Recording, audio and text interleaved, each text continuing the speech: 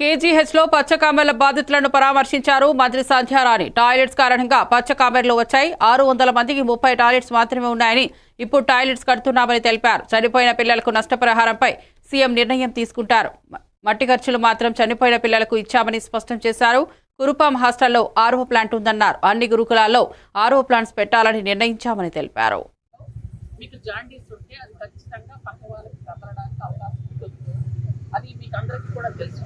కాబట్టి అది కొంచెం అది అయిన తర్వాత అలాగే ఎవరెవరికైతే పిల్లలకి జాండీస్ కొంచెం అయినా, అంటే కొంతమంది పిల్లలకైతే జాండీస్ ఇంకా 1.367 అలా ఉన్న వాళ్ళని కూడా తీసుకొని మేము జాయిన్ చేస్తాం.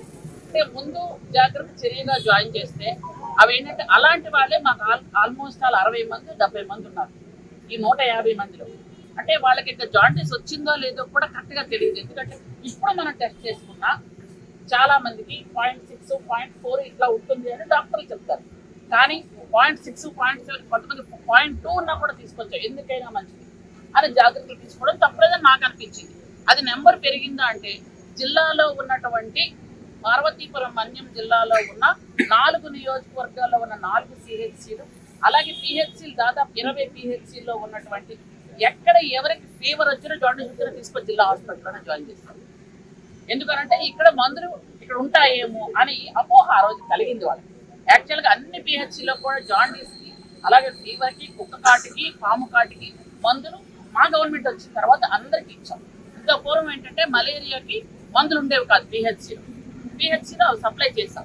అందరు ఇక్కడికి ఎక్కువ రాగానే అన్ని హాస్పిటల్స్ వచ్చిన అందరూ కుర్పామనే అన్నారు. అందరూ మొత్తం కుర్పాం వాళ్ళు కాదు.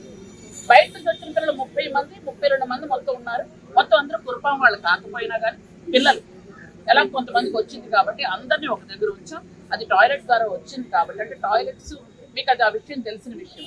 ఎందుకంటే చిన్నపిల్లలు అంతా క్లీన్ చేసుకోవడం అంటే కుదరదు కాబట్టి ఆ విధంగా వచ్చింది. అయినా అది ప్రాథమిక విచారణలో డాక్టర్స్ కొంతమంది చెప్పారు. మళ్ళీ కమిటీ కూడా వేసాం. కమిటీ కూడా రిపోర్ట్